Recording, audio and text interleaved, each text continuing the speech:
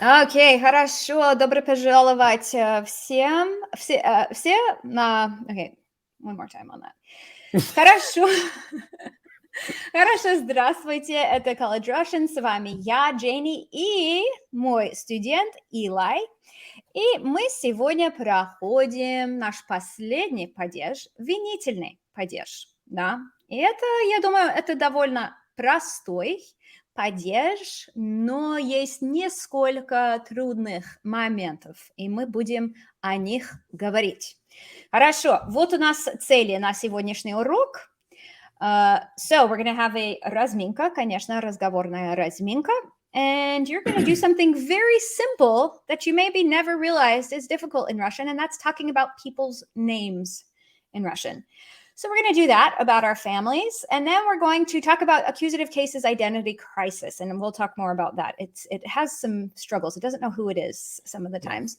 Then we're going to talk about motion versus location, and this is a concept you really need to understand in Russian. There's a lot of contrast between verbs that imply some sort of motion and verbs that imply something is located somewhere. Lastly, we're going to talk about tricky words like for. How to translate the word for into Russian. It's tricky. It's not as straightforward as you could think. There's multiple ways of saying it. And then lastly don't use Englishisms. We'll use some словосочетания. And then at the very end, I will give Eli some idioms to guess the meaning of. That's always fun. Окей, хорошо, давайте сейчас начнем наш урок. Смотри, у меня фотографии наших с Илей, наших семей. Да, вот это моя семья, у меня 4 детей, и у Или тоже 4 детей. Вот это очень интересно. Так, скажите, пожалуйста, Илай, во-первых, как всех зовут в твоей семье, и что или кого они любят? Хорошо. С первым моя жена, ее зовут... Нет, это примитивно. Это примитивно. Надо сказать, my wife's name is. It's going to require some accusative case. Хорошо.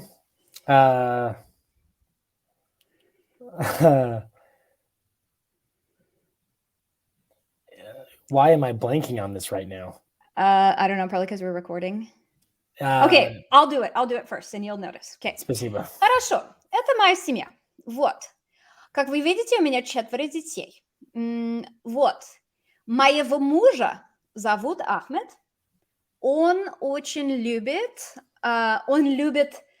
джиу-джитсу, бразильский джиу-джитсу. Он любит скалолазание. И он очень любит Стива Джобса. Да, он любит все Apple. Он очень любит Apple. Вот, потом моего старшего сына зовут Дмитрий.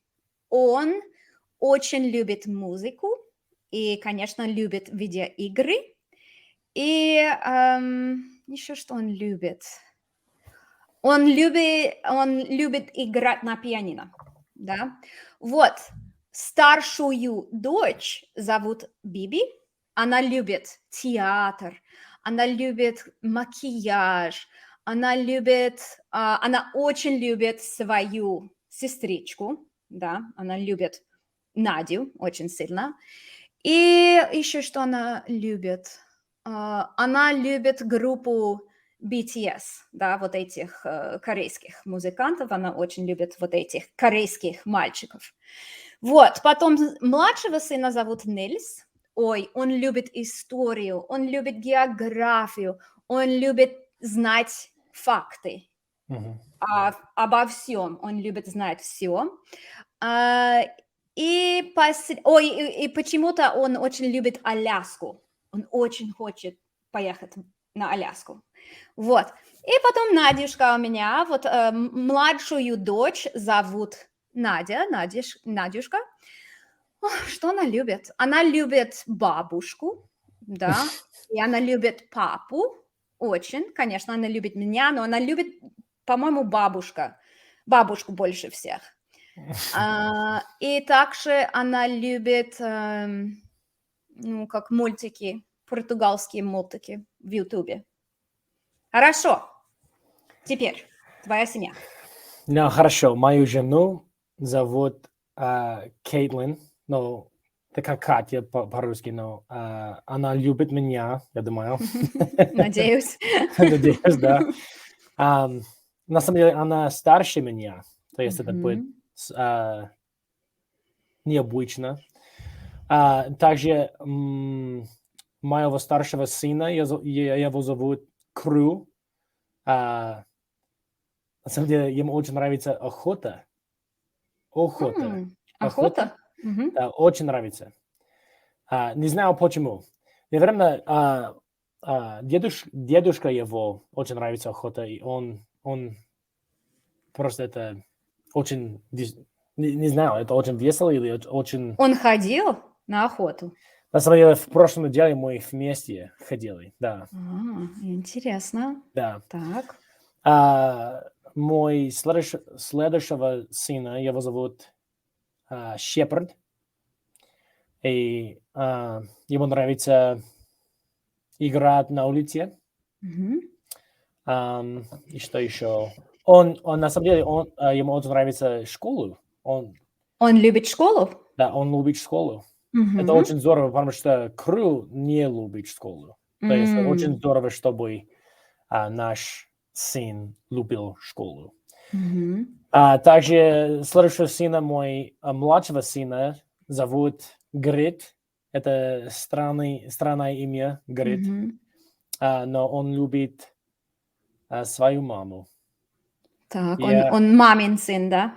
да, я думаю, Мамин сын. что на самом деле он не любит меня. Когда он, Интересно. когда он выступил утром, он хочет, чтобы мама взяла его от кровати. Когда он просыпается, он А, сразу хочет маму, да? Ага. Мгм. И, конечно, мою мою Дочь. дочь, мою Дочь. дочь, а, на самом деле он любит меня больше моей жены. Да, вот. То Да, есть она папина дочь, да, и Грит мамин сын. да. И на фото там это видно. Моя дочь Да, в моих руках и мой сын ее да. рыка. Так, очень хорошо. Okay, so I hope everybody noticed when you were saying зовут, why is it getting accusative case? Do you remember, Eli? Uh, Because no. зовут means they call. Oh, And that's right. an They call. accusative case is when something is being done to something. It's a direct object. We don't really make this distinction in English. We use word order to show this. But in Russian, if you're doing something to something, it's like the direct object. That's when you're getting accusative case.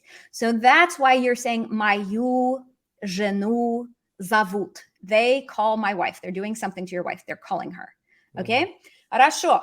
Номер 3. So, what?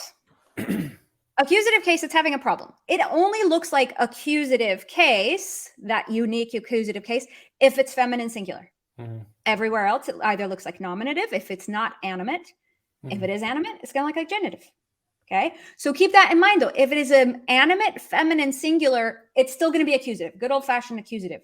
Yep. A lot of times I give these rules to students and they start putting all the feminines into genitive. No. Okay. So let's practice that. Как сказать по-русски? Например, я люблю this pen. Это карандаш.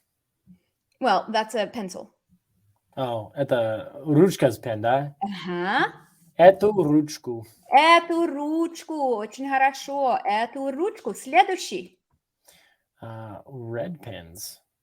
Эти ручки. Ручки. Очень хорошо. Эти ручки. That looks just like nominative. Номер 3. Свою сестру. Свою сестру или мою сестру. Очень хорошо. Так. Своих сестер. Сестер. Ага, я люблю своих или моих сестер. Так. Armenians. This is one of those weird. Do you remember the nationalities that have like in on the end? Yeah. Россиянин, датчанин, англичанин, армянин. Армянин. То есть Мгм. армянов. Или Okay? армянец. Невз. Армянев. Нет, это очень странное окончание. Просто я люблю армян. Oh, hot dog. Все. Армян. Я люблю россиян. М, Я люблю англичан. Армян. Это очень необычно. Мгм. Так, окей, следующий. I love my brother. Я люблю моего брата. Так, очень хорошо. Моего брата. Следующий. Big dogs. Я люблю больших собак. In fact, the genitive case happens to feminine endings ending in an ah. They get a нулевое окончание. Yeah, so it's Subakov? Subatov. Собак. Sabat. Собак. Собак. Все. Я люблю больших собак. Как ты думаешь, ты любишь больших собак или маленьких? Средний. Средних. Да. Так, я поняла. Окей, очень хорошо. А я люблю больших собак, потому что они такие веселые, милые. Так, окей, 8. Достоевский. Я люблю Достоевского. Молодец, очень хорошо. Я люблю Достоевского. Я люблю Толстого. Я люблю Чехова, Пушкина. Так, окей, номер 9. Interesting places. Interesting, как сказать, интересно, да? Интересные. И интересные места. Молодец, места. Я люблю интересные места. Вот, окей, маленькая практика. Давай сейчас вспомним, какие предлоги требуют винительного падежа. За. Иногда, иногда, Иногда. не всегда, иногда. Через. Это предлога. Через? Через, ага, то есть через всегда требует винительного. А за иногда требует винительного. И также на. На, правильно. И, конечно, в. Под. Под, правильно. Это иногда. По. Да, иногда, но это очень странный случай. Это немножко странно. But yeah, we can put that in there. И, наверное, все, думаю. Еще я забыл. Все. Так, и, по-моему, над. Нет, не над. Окей, хорошо. There's two more that always get accusative case. Помнишь это слово про? Is it like up to a certain point? No, it's по. Про is a synonym for об. Что ты знаешь про Россию? Я ничего не знаю про американскую историю, например. So, yeah, so that's, you can use about as well. So, про can mean about. Потом, последний, возможно, ты не помнишь, но это сквозь. Сквозь, да. Сквозь. Что значит сквозь? Especially? No, it means through in the concept of like it's being distorted or hindered in some way. То есть я увидела горы сквозь туман. There was fog and I managed to see the mountain. Oh, okay. Okay. So something is impeding your vision or например, есть сквозь бед. Нет, сквозь да, I'm trying to think of like more an abstract thing, but I can't think of anything на ходу. Anyway, so there we go. So let's practice some of them. You're able to see through some or to go through something, but it requires like it's difficult. Yes, exactly. Okay, хорошо. Давай сейчас попрактикуем. I'm going to a concert in a week. Я еду в концерт через неделю. A concert is an event. A gathering of people. На концерт На концерт через неделю. через неделю. And you can say я иду тоже, but this isn't verbs of motion, so we won't stress that too much. Okay, через is really great for expressing every other. Yes. and Super useful. I only learned this a couple years ago, and I was like, thank you. I've always wondered how to say that. Yeah, so он работает через день. Через дня. Ага, он работает каждую через неделю. Каждую через неделю, да? Или каждый через день. Так, он работает. I was just reading this in modern Russian today, and the example is day. Каждую через неделю. Да, он работает через день. Так, очень хорошо. I love to read books about. No prepositional case here. Я люблю читать книги про американскую силовую войну. Не слово. Гражданскую. Гражданскую войну. Войну, правильно, очень хорошо. You can't walk across the street here. Тебе нельзя идти через улицу здесь. Да, хорошо. Нельзя ходить или идти. Again, we won't care too much about verbs of motion right now. Через улицу здесь, например. Окей, все, очень хорошо. Теперь, вот. Now we have the concept of verbs of motion versus verbs of position. Because if there's motion involved, that's when we get accusative case. Versus when it's in position, it's located somewhere, then we're going to get either prepositional or instrumental. Okay, вот. Как сказать? So I've given you some here. Let's read some of these sentences for me, and I want you to translate them. Например, первый. Он живет в России. He lives in Russia. Очень хорошо. Мы поедем в Россию. В Россию. Как перевести? We are going to Russia. To Russia. Правильно. Картина висит на стене. Pictures on the wall.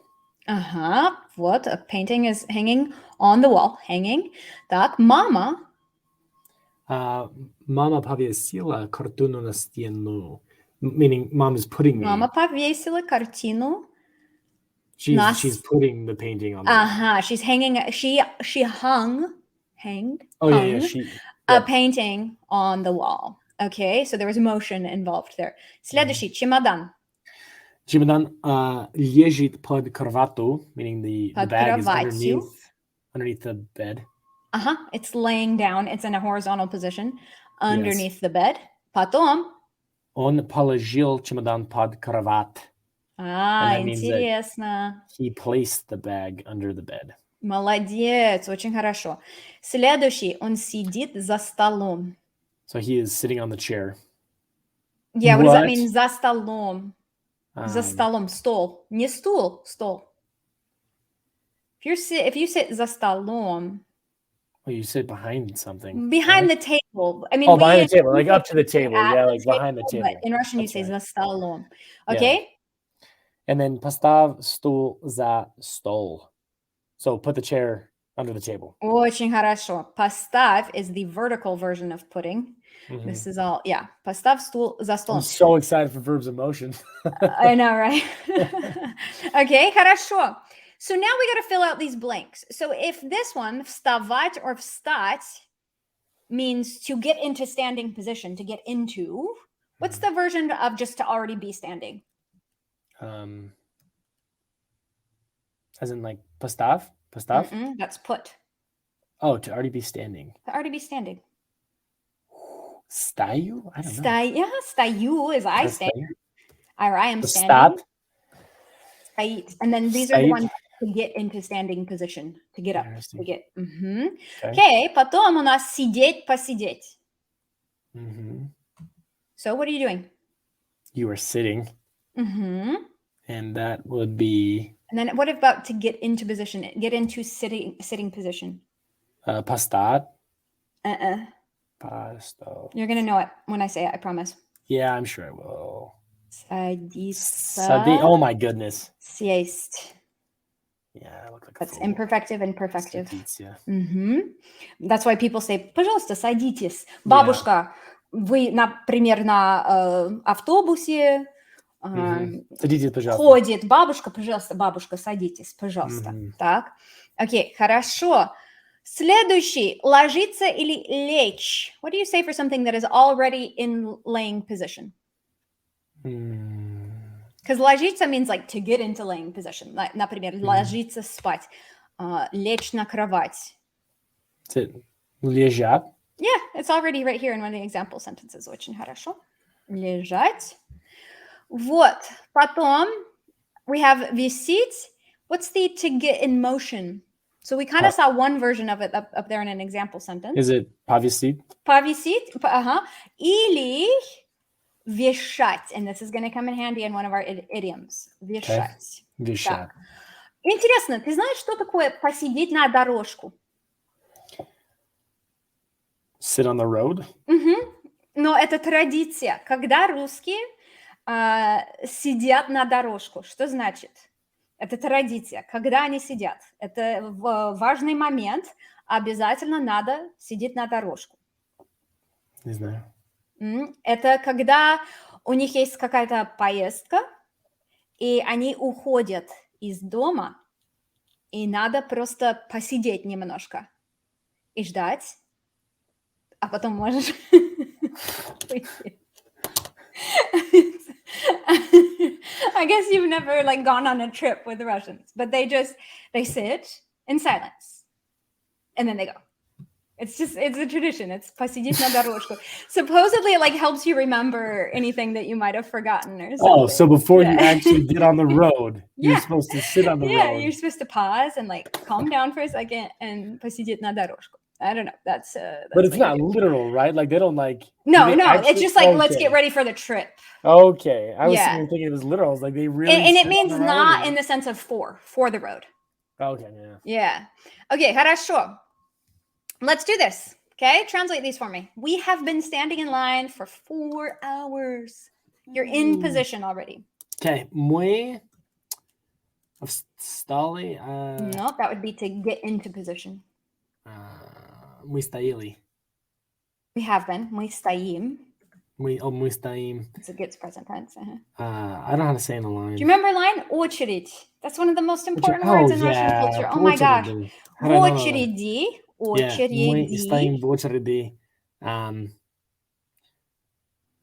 4 часа. Молодец. You're going to do great on our duration slide. 4 часа. Мы уже стоим в очереди 4 часа. Так. Очередь, by the way, is a feminine with a мягкий знак on the end.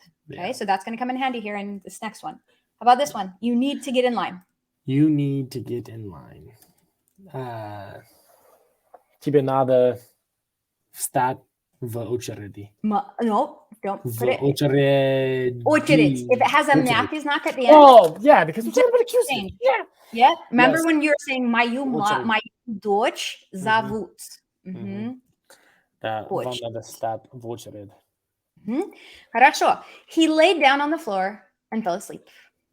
Он лежал на полу. Он лежал would mean he was already laying on the floor when he fell asleep. But we want to say like, he got down on the floor and fell asleep. This one's super weird. Он лежит. Лег. Он лег. Oh my goodness. On the floor. He motioned towards the floor. На пол. На пол. И спал. И заснул. И заснул. И заснул. Да. Then imagine somebody walks in and they're like, who's this dude just laying here on the floor? Почему это человек? Как сказать по-русски dude? Это очень хорошее слово. Dude. Whatever, it's definitely not dурак, but that's what's coming to my mind right now. Чувак. Чувак. Oh, I know. Ага. Почему тут чувак Лежит на... Молодец.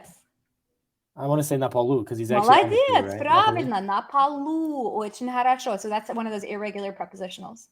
Okay, следующий. Someone was standing behind the door. Кто-то стоял под дверь. Pod would mean underneath it. За. Mm-hmm. За дверь.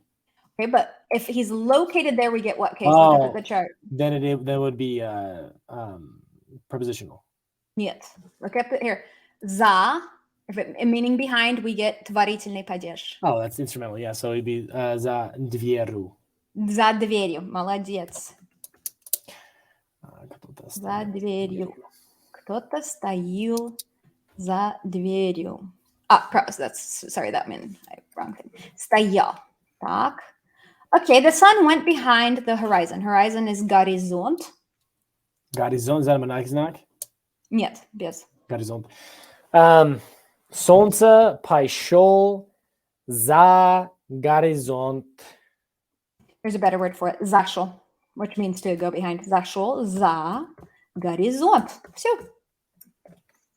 Yep, because there was motion involved, right? Yeah. It went. Все, очень хорошо. Молодец. Интересная фраза тут. Смотри, какая интересная фраза. За границей или за границу. Это все по-английски будет abroad. Да? То есть не в своей стране. Окей, давай сейчас поговорим немножко. Ты когда-нибудь жил за границей? Ну да, конечно, я жил в России. Угу. Я жил за границей 7 лет назад. 7 лет назад. Очень хорошо. Okay, so now remember, that was like very intermediate level question because it's about you, it's concrete, whatever. Now we're going to take it up a notch to something more abstract and more like social related.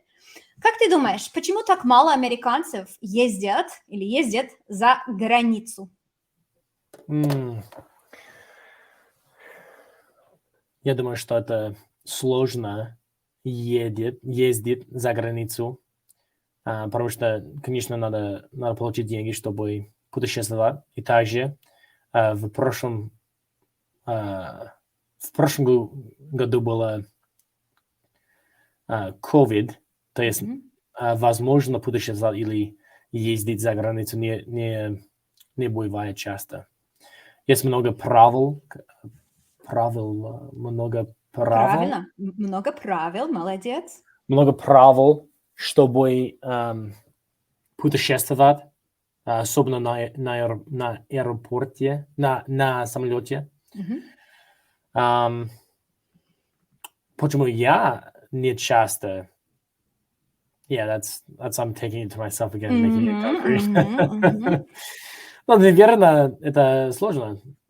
Есть работа, есть надо получить деньги, также, наверное, может быть, у них есть семья, и сложно путешествовать или ездить за границей с детьми. Ну, бывает, что даже богатые американцы никогда не ездят за границу. Наверное, почему? Если это не зависит от денег, почему все равно так мало американцев ездит за границу? Наверное, удобно быть дома. Не надо подготовиться к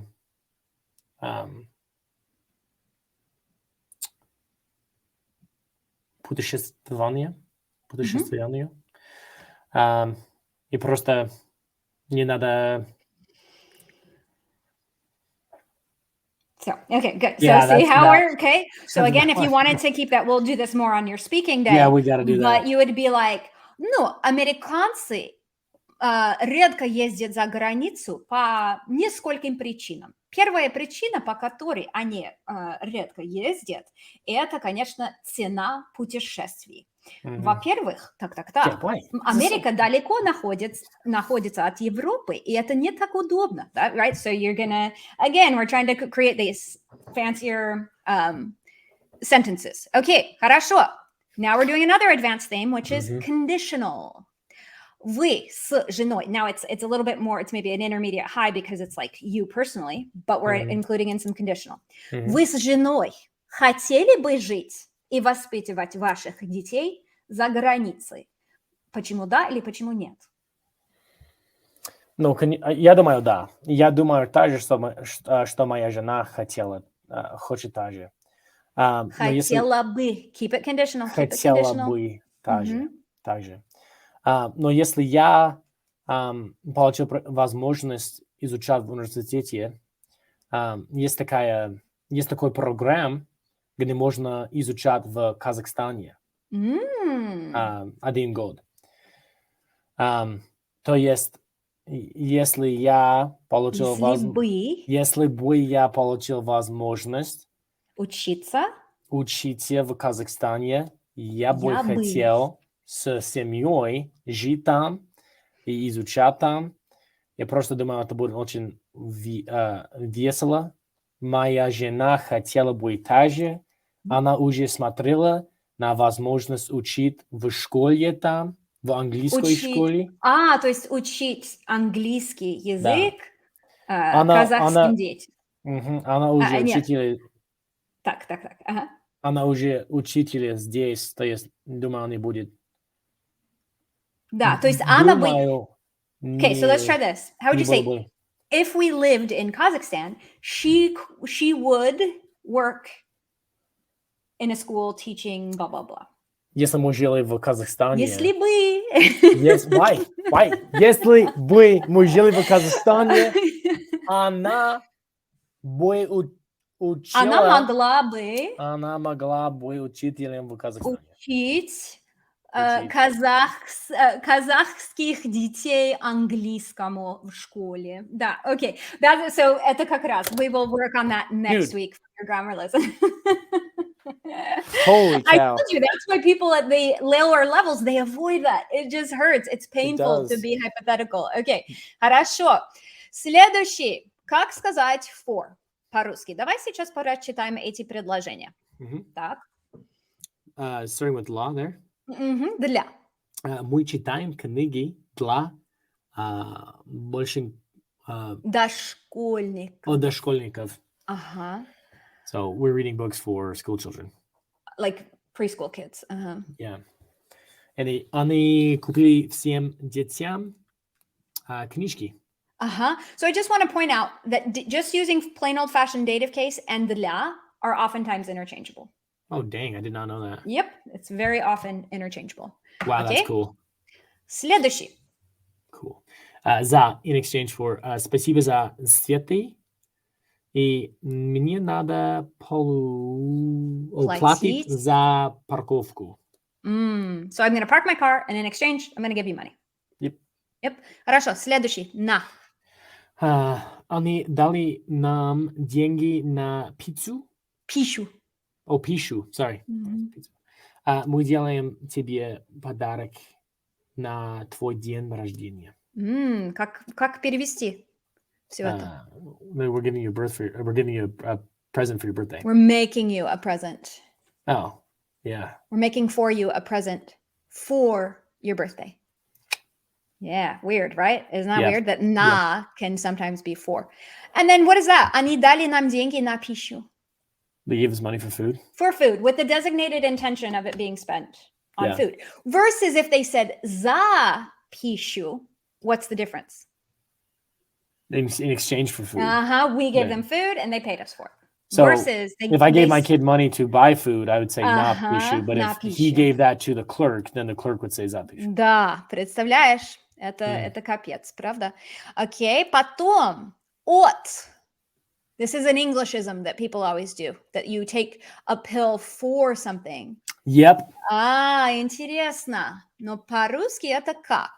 Папа принимает таблетки от аллергии. Аллергии. Очень хорошо. Например, я часто принимаю таблетки от головной боли. Да, потому что у меня 4 детей. Да. Так же. Вот. Окей, следующий. Давай сейчас переведем. Хорошо. Как будет? What should I buy for my Russian friends for New Year's? Maybe people can leave comments below. What do they recommend? Что... What should I buy from her? Что буду купить для русских Что друзей? надо Что надо купить купить? для... No, для Для русских друзей за Новый год. Nope. In exchange for New Year's? Or Just for the designated occasion of... Wow, this is rough. I know, right? It's an occasion. Look up there in the chart. Occasion. It's a special occasion. На Новый год. На Новый год. На Новый год. Ага. Так, очень хорошо. Что надо купить для моих русских друзей? You could also substitute that out with dative. Что надо купить моим русским друзьям? Так. Моим русским друзьям.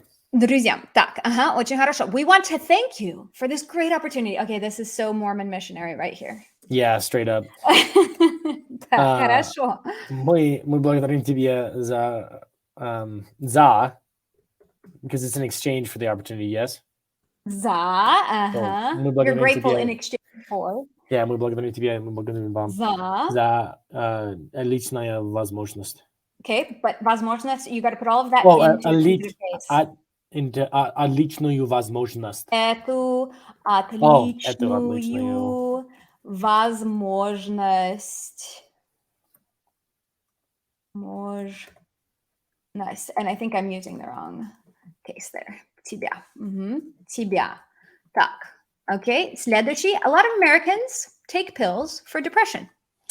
Много американцев принимают таблетки от депрессии. Молодец. Многие американцы принимают таблетки или лекарства от депрессии. Очень хорошо. Не для депрессии. Okay, it's useful for students who are studying Russian. This is going to require a который to listen to music, which we'll get to next lesson. Полезно для Супер. студентов, которых, No, they're the subject of the sentence. They're the ones doing the studying. Которые изучают русский,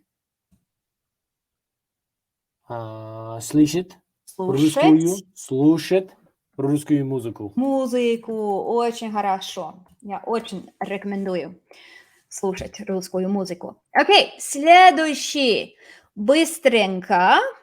Duration, distance, and cost. So these ones we're just going to read and translate. Either from с английского на русский или наоборот с английского, нет, с русского на английский. Все. Первое предложение. Прочитай и переведи.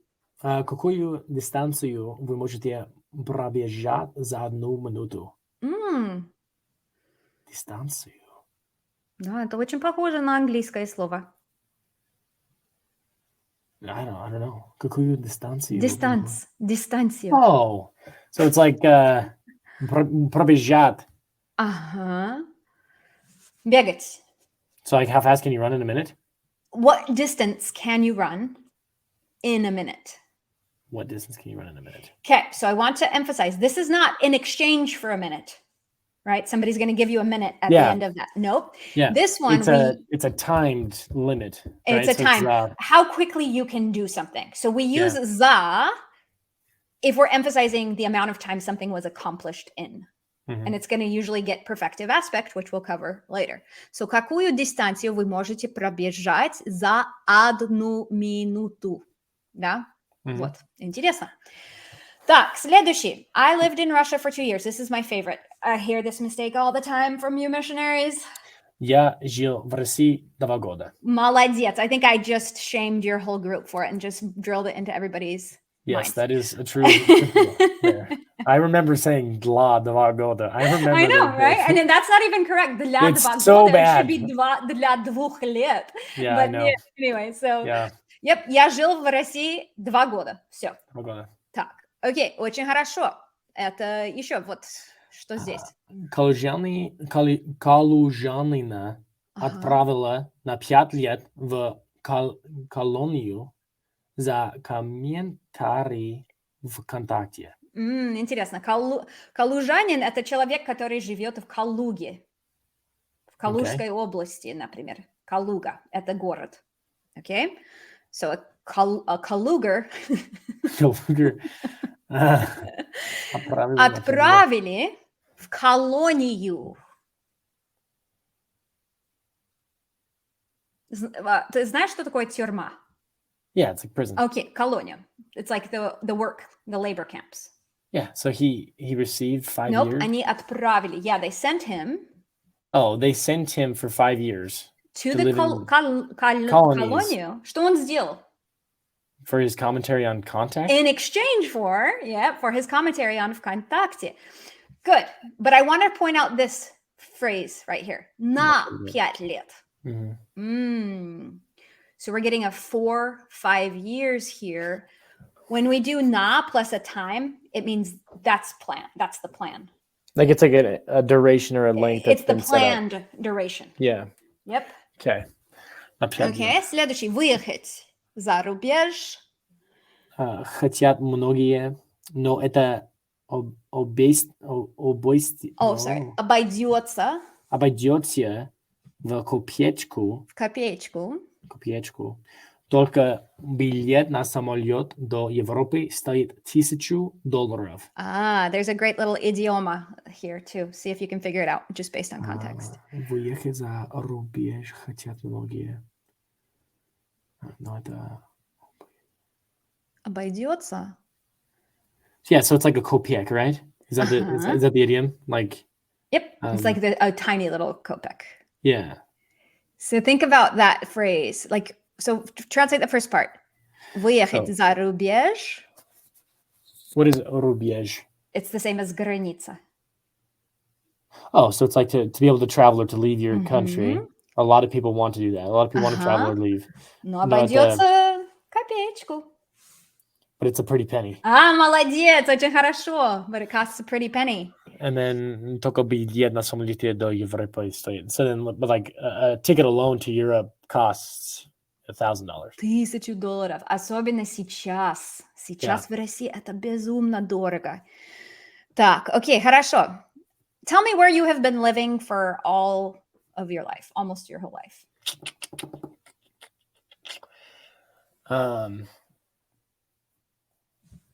Я живу в Юте almost my whole life. Почти. And then the duration is going to get accusative case. Whole life. Свою жизнь. Свою жизнь. Всю свою жизнь. Почти всю свою жизнь. Да, видишь? Да.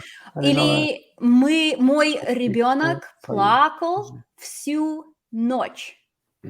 Всю ночь. Я работаю весь день. Весь день. That's accusative case. You probably just didn't notice that you were doing that. Okay, хорошо. Вот. So this is where we get rid of our Englishisms. Хорошо. Вот. Влиять или еще синоним оказать, оказывать большое, значительное, положительное, хорошее влияние на кого? Как сказать по-английски влиять? To influence? Influence, окей. Так, расскажи немного о моменте, решении или человеке, который сильно повлиял на вашу жизнь. Например, мое время в России, конечно, сильно повлияло на мою жизнь, потому что это, как сказать, благодаря России я стала интересоваться русской культурой, и именно из-за этого интереса я решила стать преподавателем и так далее. То есть это был очень важный момент в моей жизни, когда я жила за границей и влюбилась в русскую культуру. Окей? Хорошо. У меня был учитель в школе, который влиял на меня, потому что он хотел, чтобы я был хорошим студентом. И мои другие учителя не хотели, чтобы я приехал или ходил в класс На занятия? на занятия, да. Мгм. Так, Но а как он почему он так сильно на вас повлиял? Что он делал, чтобы, ам, одобрять тебя? Или именно что он делал? ам, он продолжал учить меня. Я Продолжал или предложил?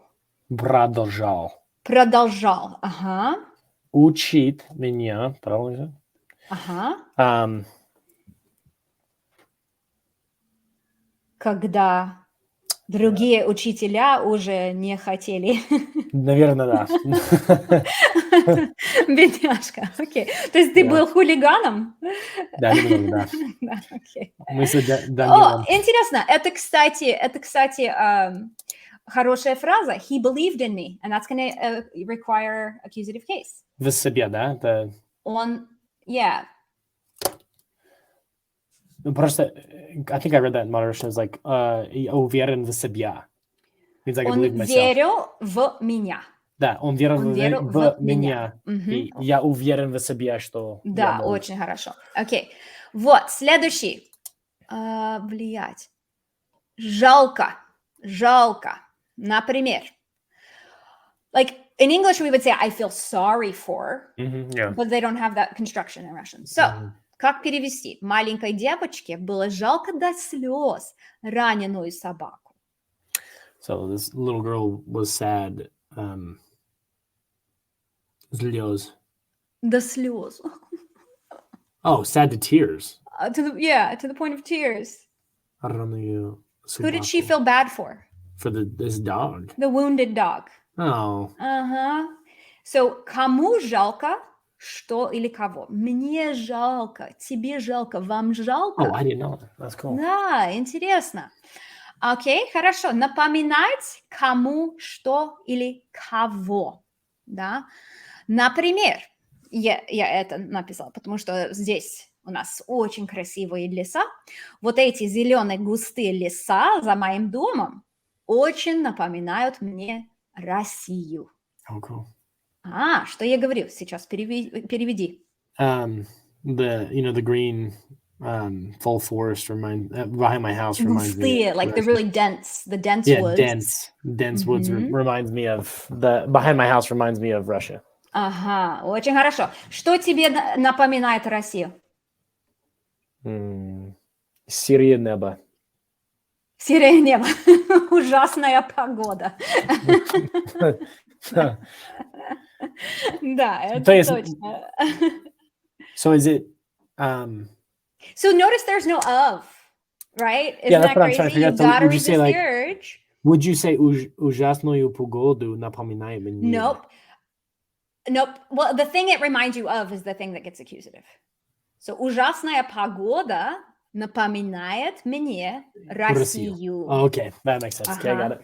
Так, очень хорошо. Окей, следующий. Жаловаться. Жаловаться. Жалуюсь, жалуешься, жалуется. Так, и так далее. Oh, блин, I did it. I did the exact thing I wanted to illustrate to not do it, and I did it.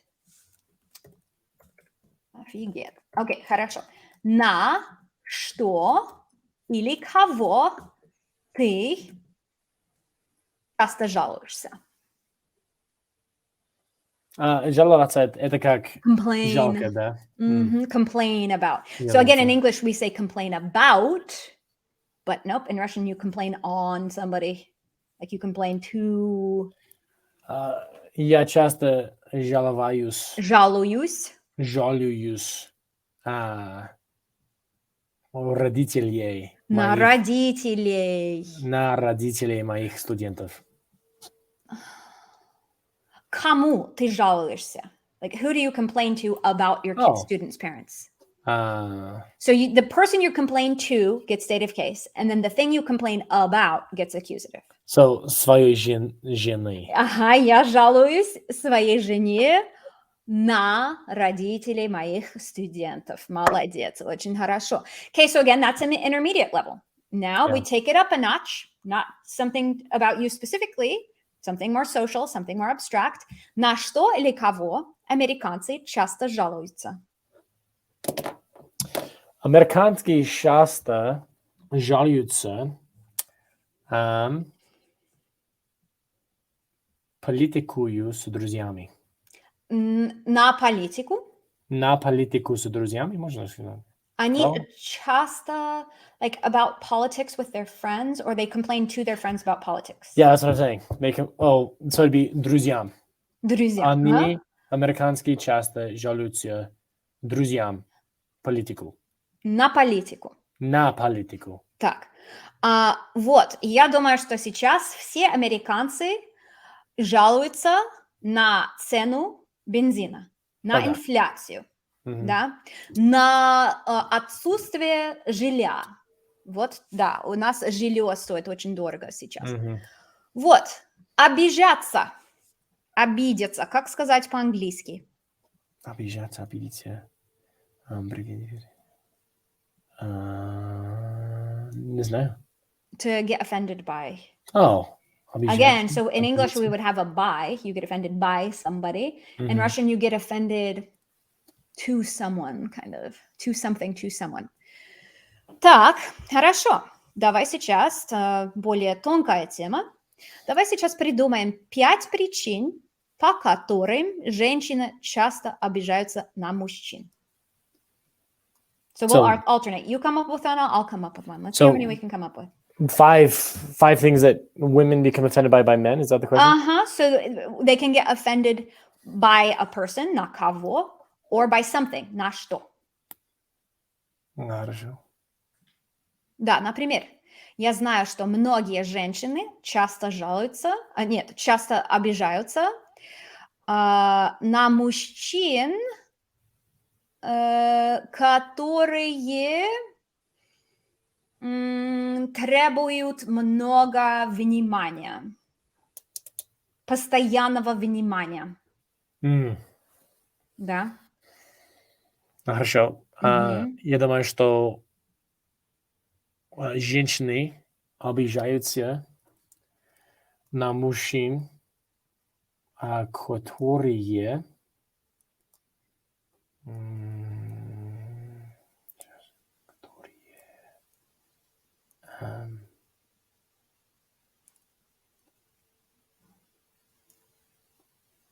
I don't know.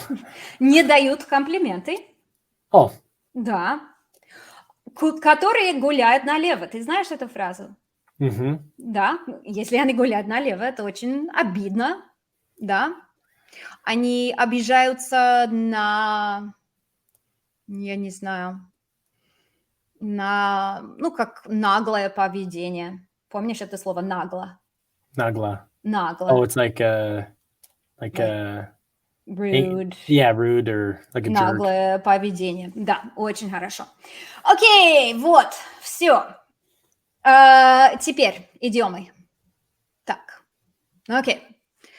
Как ты думаешь, что значит наступать на одни и те же грабли? Вот это грабли. Смотри, это It's like грабли. a rake. So to step on a rake and then step on another one? To step on the same rake. Oh, he takes you. Oh, to step on a rake and then to step on it again? Что значит? To like come across the same problem? Молодец! Совершать такую же самую ошибку каждый раз. Да, повторить ошибку. Наступать на один и те же грабли. So to step on the same rink again. Okay. Хорошо. Вешать лапшу на уши кому-то. Вешать лапшу на уши. Is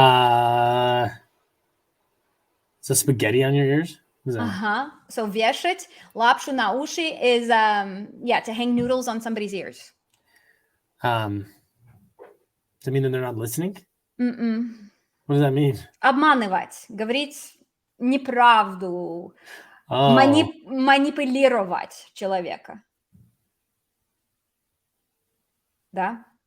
no. What does that So mean? to like hoodwink somebody, you know, to kind of how do we say this in English? Like to To lead someone on, or like? kind of, but like to tell people what they want to hear, Oh, okay, yeah. deceive them, Вешать etc. лапшу на уши. Ага.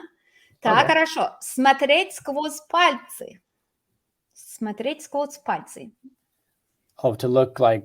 Oh, I know what this is. It means to like they have a hard time seeing, like they can't see it. Is that right? Yeah, but it's Oh, different. they're like turning a blind eye. Turning a That's what it blind means. eye. So they Yeah. purposely like, I Yeah, can't see like that. they You know what I can't mean? see they're not able to see through their hands. Ага, All the очень time. хорошо.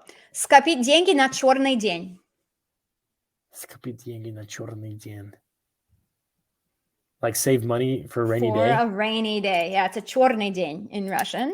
So like a dark day, right? Yeah, Say, a black day. Yeah. yeah. Сыпать соль на рану. Put salt на рану. It's like put salt on. What's something you do not want salt on? A snail. Больно. Oh, it's like I don't know. I don't know. Ой, у меня больно. So you put like salt on a wound. On the wound. На рану. А последнее. So is rana? Is that Rana is a feminine. Rana is And a then wound? rano means early. Yeah. Oh, okay. Okay, собаку съел. Он собаку съел. Like the dog ate it? На таких темах, например, он собаку съел. Like, I've had enough. But if человек съел собаку на этих темах, what do you think it means? Oh, like he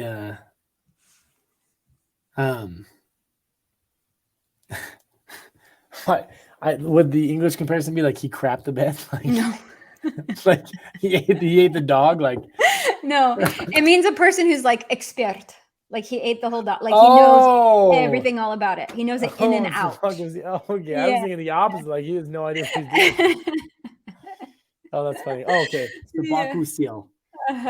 Like you're thinking to screw the pooch, probably. Yeah. That's what I'm thinking. I'm thinking. So, он like на этой теме он собаку съел. Собаку съел, да, молодец. Очень Okay. хорошо. Окей, хорошо, это все на сегодняшнее видео. I hope that was useful for you. Again, I think accusative case is one of the ones we take for granted because we're like, oh, it's so straightforward and so easy. Yeah. But yeah, there's a lot of nuances in there. So anyway, хорошо, это все. Our next grammar topic is going to be using the conditional and how to use если and ли and который. Eli requested a lesson on that. So, as evident from the video earlier. So yes. Хорошо. Окей, хорошо. Тогда увидимся на следующей неделе. До свидания.